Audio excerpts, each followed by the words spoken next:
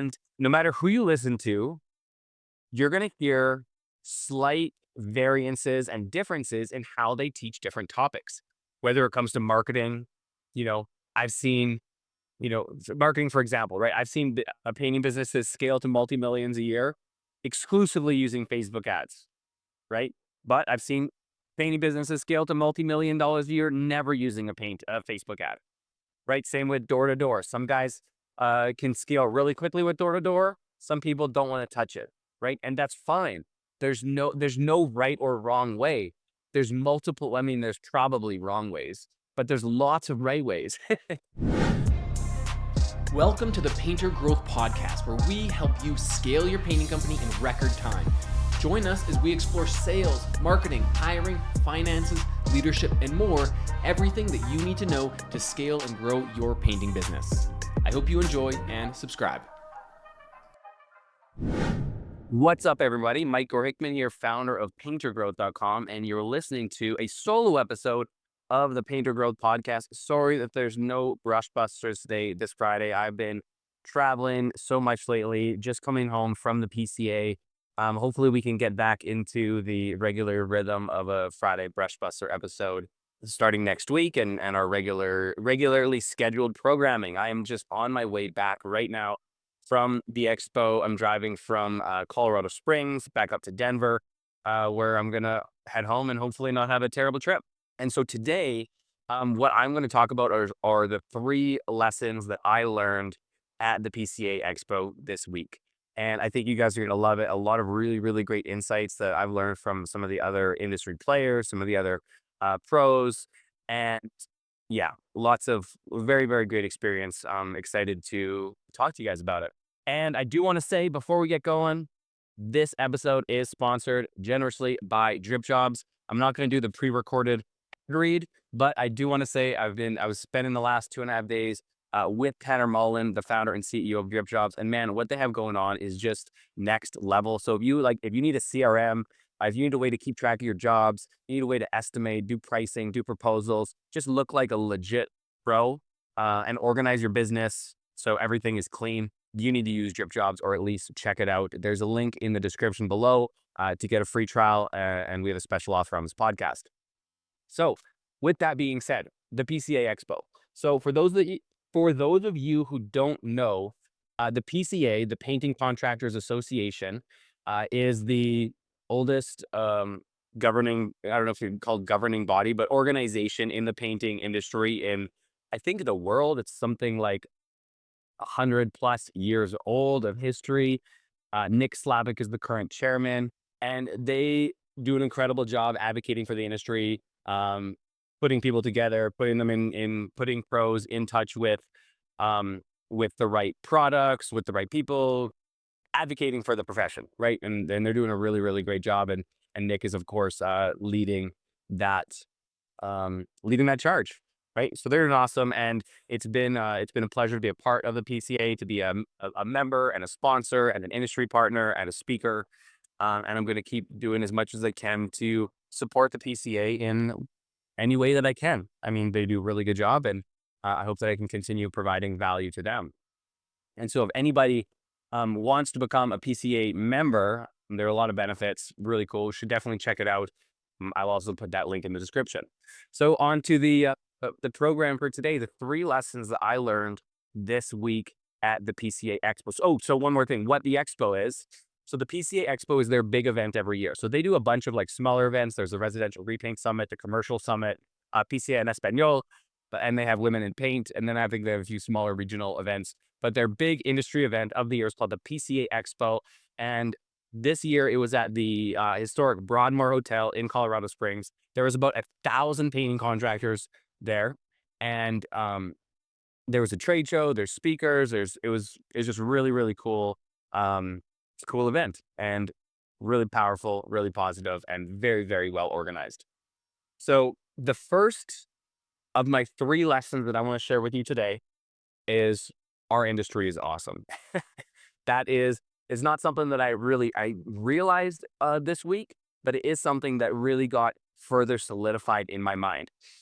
Guys, not every industry is as fortunate as us in the painting industry. There's so much collaboration. There's so much positivity. There's so much, organization. And for an industry like painting, where historically it has not been a professionalized industry, right? Like, you even go back 20, even 10 years, the average painting contractor is a chuck in a truck, no processes, price on the back of a napkin, basically, no sales processes, no marketing processes, no professionalism, no, none of that, right? But now in the last 10, 20 years, and especially in the last, I would say 5 years, the industry has taken a huge turn where there are resources. There are there are, coaching programs and a lot of open-minded contractors who are willing to invest in coaching, invest in professionalism and trying to grow their businesses beyond themselves. And with that comes professionalism, right? Like if you think in your industry, in your neighborhood, in your community, would you rather bid against, a guy who is going to be, painting the job by himself and is able to price at 50% what you're able to price, right?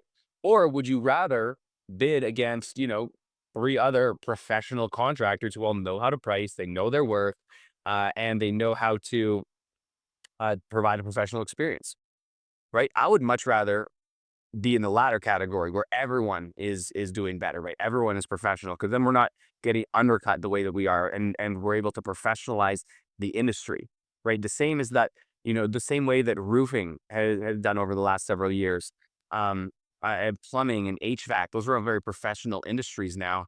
And solar, solar is a newer industry, but it really started out as a professional industry, which is which is pretty cool to see because you kind of needed to, and with their high ticket and the technology, there's plumbing and there's electrical and there's carpentry, you kind of needed that. But painting hasn't really needed it just because of the nature of painting. It's such a low barrier to entry. All you need to buy is a paintbrush and a truck, or you don't even need a truck.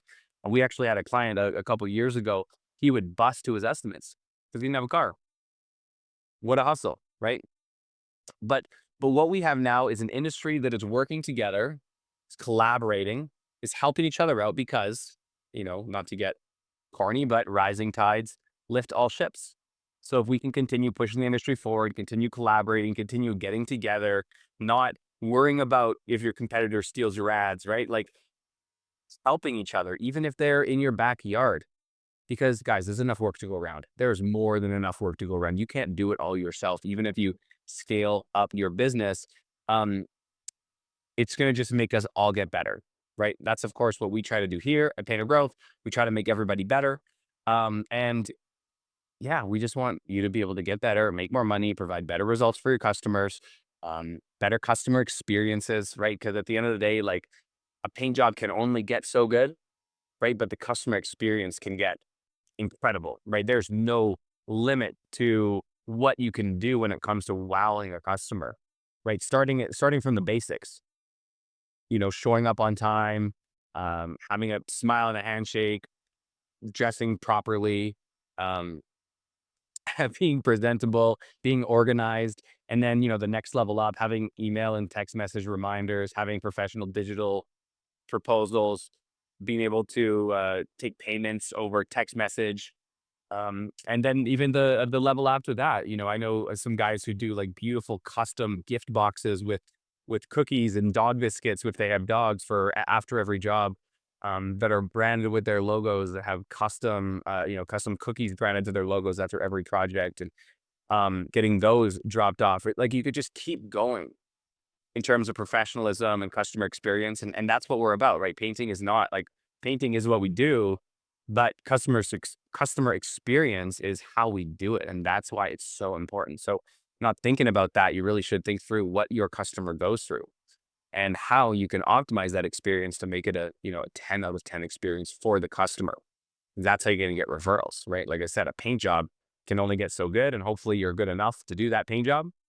Um, but yeah, so that was a big lesson. I mean, maybe not a lesson, but a realization and a further solidification of that realization. And even in the industry, other guys like we had Chris Berry, the Idaho painter. We had Chris at our booth. He came to the expo. I texted him a couple weeks ago, and him and his wife Lisa came to the expo, and were brand ambassadors for Painter Growth. And it was awesome. They hung out with us all day at the trade show. Chris came up on stage during my presentation and we talked about it. And it's just like further collaboration from the painting all the way to the industry partners and everything. Everyone is so open and willing to collaborate and help each other out and lift each other up. It's such a cool opportunity. So if you want to increase your business and you want to professionalize, the resources are there. You just have to make it known and you can do it. You just have to want to do it. You don't have to reinvent the wheel. There's a proven path. You just have to go ask, see what other people are doing and replicate it, and you can absolutely crush. So that is awesome. Now, the second thing that I learned at the PCA Expo this year is that there is always someone bigger. Okay. This kind of relates to my previous point, and I've done some podcasts and talking about it before, where the top of the mountain is a mirage.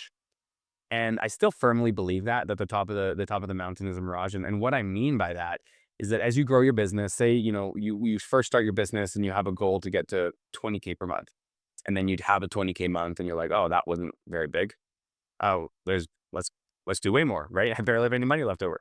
And then you hit, and then you're like, I want to do 50K a month. And then you work and work and work. And then you hit 50K per month and you're like, wow, this is actually still a very small company. And then you're like, what would be crazy if I ever did $100,000 in a month? And then you go and you do $100,000 in a month and you're like, that wasn't very hard. And you just keep on going, right? And so I've had this in my businesses and I've experienced it and I live it.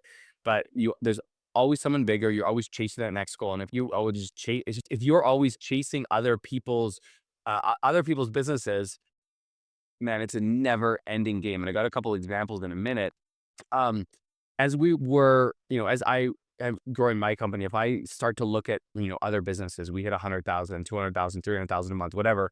You just look, okay, well, there's a $10 billion company. Oh, there's a $20 million company. Oh, there's a 50 million. Oh, then you start looking at like the $1 billion companies, which are like multiple orders of magnitude bigger than what we're doing. It's like, man, there is no end to this game, right? It's an infinite game.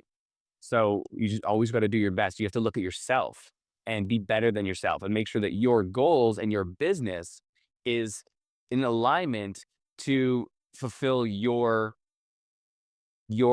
personal needs, right? That's number one. It needs to be able to fulfill your personal needs. It needs to be fulfilling for you. You cannot go chase external validation because there's always someone bigger, right? You won't get the external validation. Even if you do, it'll be like 1 second of satisfaction when someone says good work and then back to looking for more external validation, right? I'm not perfect. I do this sometimes too. And so, always trying to get better and just look to myself or just being satisfied with where I am and how far I've come. So back to some of the stories. So, we'd be talking. So one of the things that we did at the expo was called a brain meld. And what that means is that there was like 30 tables. Each table had a quote unquote, topical expert. And I was leading this one table, right? We were talking about company culture. And so right at the start, I wanted to just get an idea of where the, 6 other people that were at this table were at in terms of their revenue. So I could structure my conversation accordingly. So first guy, he was doing like 1.1 million. Second guy was doing like 550K. Third guy was doing like 860K. Fourth person with a girl, they were doing 16 million. I was like, whoa. Fifth person was doing like, 900K or something. So, and this lady, she was just unassuming, regular, humble, down to earth. Like, oh, what was the revenue last year? Oh, 16 million. What? That's over $1 million per month. But okay, cool. That's incredible. Is it residential repaint? Is it commercial repaints? Is it commercial new? So it's mostly residential repaint, like 95%. Like, wow, that is incredible. So if we just think about the logistics of that, a $16 million residential repaint company that I've never even heard of before, that you've probably never even heard of before, just a random, city in the Midwest, some random business doing $16 million of res-re that you've never heard of. And that's just one example. We've had John McFarland on here before. He does over $20 million in Detroit. He's incredible and is so humble, so down to earth, such a great guy. And it's like most of these people that we're meeting or doing these types of numbers are just regular people They've just found ways to systemize their business and get themselves out of the way. You need to install leadership teams in place and just scale up what you're doing. One of the things that I learned from Alex Ramosi is the concept of more, better, new, right? So if you want to scale your business, you want to look at what you're currently doing, and you have one of three options. You can do more of what you're already doing. You can do what you're already doing, but you can do it better. And then only once you've exhausted doing more, doing it better, then and only then should you start new, right? Should you try something new? So just think about that when you're scaling your marketing or your sales or your production. Just more, better, new. Use that as your operating principle. So that was one business doing 16 million. John about 20 million. I was talking to like no less than a dozen contractors who are doing between like 10 and 30 million dollars per year. And just walking around everyday people, there's always someone bigger. You never know who you're going to talk to. And it was really, really cool to be able to just pick their brains a little bit, learn about their structure, whether they're using W-2s or 1099s, independent contractors or employees, and except backwards. And just hearing about their operations, right? It's really cool. And it gives you new perspective on what's possible in your painting business. Right. And so the last part of this is I was doing a couple like quick interviews, and I had this like guy, this Australian guy kind of come up to me while I was doing these like quick interviews. And he's like, "Hey, what are you doing?" I'm like, "I'm a business coach. We're doing just some quick little interviews here." He's like, "Oh, business coach, I really got to get with you." I'm like, "Okay, awesome. This sounds like a guy." I'm like, "Hey, got the the little thought in the back of my head. Hey, maybe this guy's gonna be a client. Maybe if he's really interested in business coaching, let's see what's going on." Like, "Okay, sweet. So you're a painting contractor." He's like, "Yeah, I'm a painting contractor down in Australia." That's my Australian accent. And like he's like, "Yeah, I am." And I'm like, "Good, great. Well, like what level is your business at?" I'm like, "How much revenue do you last year?" It's like, "Oh, I did about 100 million." It's like, "What?" I'm like, "Excuse me?" "Yeah, yeah, I did about 100 million." He did $100 million of production last year in his painting business. He's the third largest, and it's only the third largest painting company in Australia. And I asked him, what do you do? Do you do residential? Do you do commercials? Everything. Industrial, residential, commercial, high rise, new, repaint. But once you get to that scale, you try to keep adding on, right? You can go wide or you can go deep when it comes to expanding your services.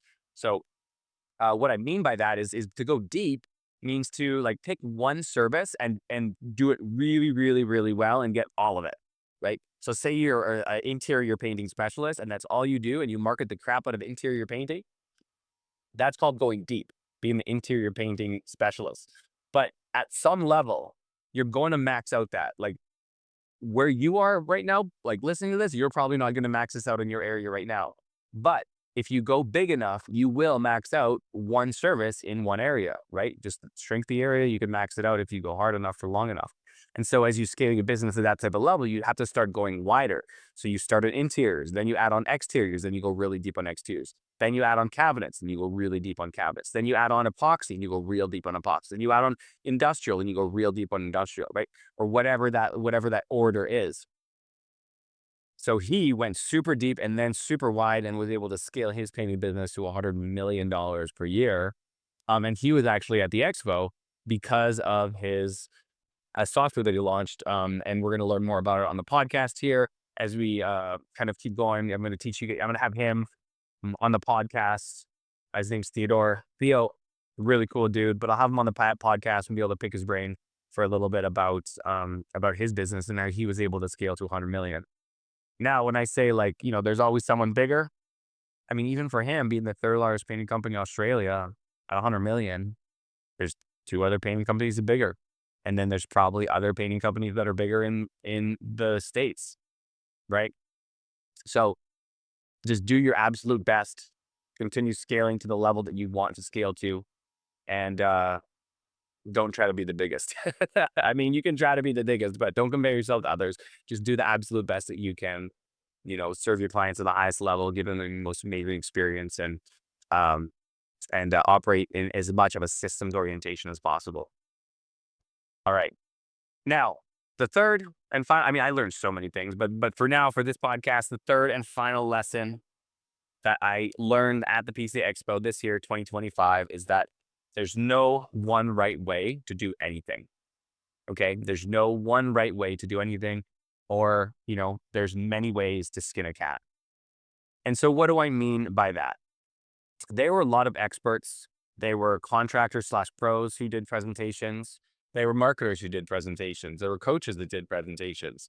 There were paying contractor pros who also own marketing companies who did presentations. Shout out to Brad Ellison, who just launched his marketing company, while he has got Ellison Painted, right?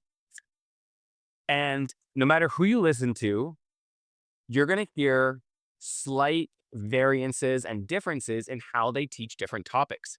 Whether it comes to marketing, I've seen, marketing, for example, right? I've seen painting businesses scale to multi-millions a year exclusively using Facebook ads, right? But I've seen painting businesses scale to multi-million dollars a year never using a Facebook ad, right? Same with door to door. Some guys can scale really quickly with door to door. Some people don't want to touch it, right? And that's fine. There's no right or wrong way. There's multiple. I mean, there's probably wrong ways, but there's lots of right ways. And that's just marketing, right? And then there's sales. I was talking to a company that was doing $12 million a year, and they don't close on the spot for their sales processes. For all their sales, they have a dozen sales guys. They don't close on the spot. They're anti-closing on the spot. They provide a 10% discount if the customer buys within 7 days of the proposal, and so they close all their projects within 7 days. But it's just a very different. It's a very different mindset, very different process, right? It's not something I would recommend, but it works for them, and that's amazing. When it comes to production, what's better? I hear this question all the time. What do you think is better, W-2s or 1099s? Right? Well, there is no better. Neither of them are better. They're different, and different is okay, right? You just need to recognize the differences, figure out which one works the best for you, for your situation, for your business, for your city, for your preferences, for your financial situation, right? Figure out what's best for you and do it.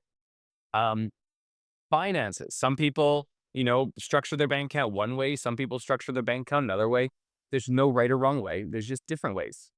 And you'll find different people, different coaches, different trainers, different pros teach and talk about and execute on these various things in different ways.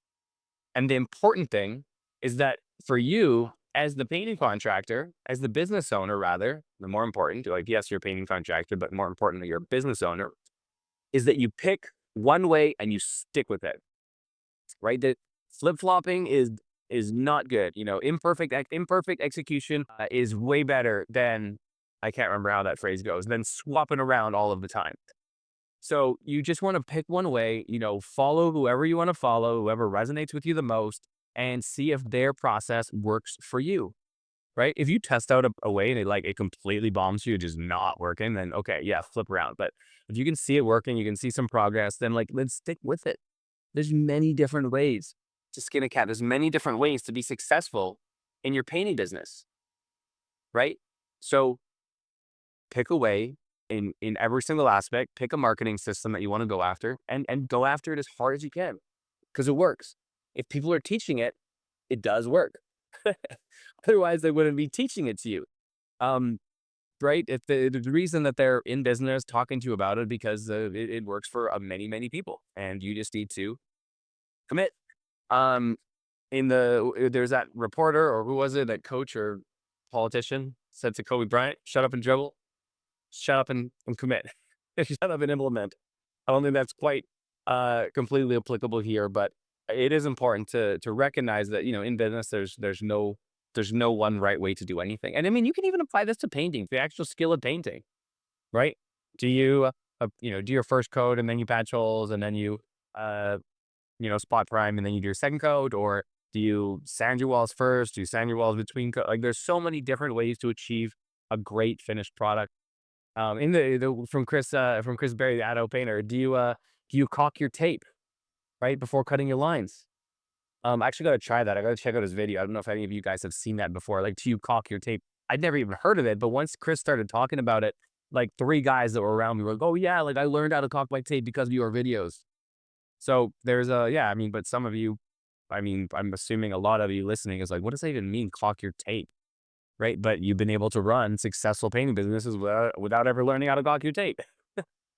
And I think what it means is that you put a piece of when you're cutting like a baseboard trim or some kind of trim, you put a piece of tape down and then you put a bead of caulking along that tape to just make a perfectly straight line, and then you can paint the edge over top of that. Just makes the cleanest edge apparently. And how Chris would use it is that he would teach his apprentice painters to cut all of their trim by caulking their tape and doing really straight lines like that. And he could get somebody cutting perfectly straight lines within a week of never having picked up a brush before. Whereas if you were freehanding a straight line with a brush, it could take months, if not a year or more, to teach someone how to cut a perfectly straight line, right? So that's a yeah, that's a big lesson there. Is there's no one right way to do anything. So those are the 3 lessons I learned, and I also did learn one more lesson that I'm going to add on here, and this is a very humbling experience.